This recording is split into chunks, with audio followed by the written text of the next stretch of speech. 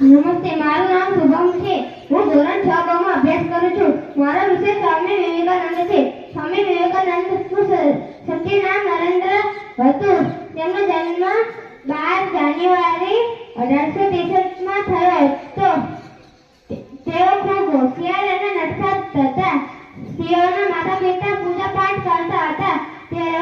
તેથી તેમની એક જ ધૂન હતી કે મારે ભગવાનને જોવા છે. ભગવાન કેવા હોય છે?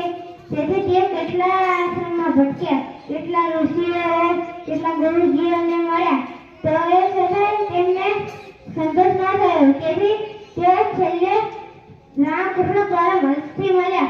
તેઓએ તેમને સત્ય અને સાચી વાત કહી કે ભગવાન આપણી અંદર છે. તેઓ પોતે જ આપણા શબ્દોમાં બોલેલા છે. આપણે આપણી અંદર જોશું તો આપણે સત્યમાં ભગવાન મળી જશે. સત્ય અને અહિંસા સમાનતાની વાત કરતા કરતા હું કેટલી જગ્યાએ ગયો. રસ્તામાં મારે એકવાર કેટલા વાંદરાઓ પાછળ પડ્યા. ત્યારે એક વૃદ્ધ વ્યક્તિએ કહ્યું કે તું આ વાંદરાઓથી ડરી ભાગ નહીં. આ વાંદરાઓનો સામનો કર, નકે આ વાંદરા તારી પાછળ ને પાછળ રહેશે.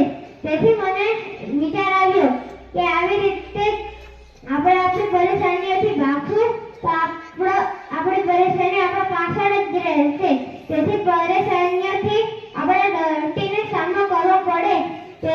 તેથી અગર આપણે આપણા ઉપર વિશ્વાસ નહીં કરશું તો ભગવાન પણ આપણી ઉપર વિશ્વાસ નહીં કરે. મેં એક સૂત્ર આપ્યું હતું, ઉઠો જાગો ધ્યેય પ્રાપ્તિ સુધી મંડ્યા રહો. આ સૂત્રના હિસાબે આપણે ઉઠીએ જાગીએ પછી આપણે જે લક્ષ્ય નક્કી કર્યું હોય તે લક્ષ્ય પર ચાલતું રહેવું જોઈએ. મેં અમેરિકાના શિકાગો શહેરમાં થયેલી ધર્મ પરિષદમાં ભારતીય સંસ્કૃતિનો ડંકો વગાડી નાખ્યો હતો. નમસ્તે મારા અમેરિકન ભાઈઓ અને બહેનો.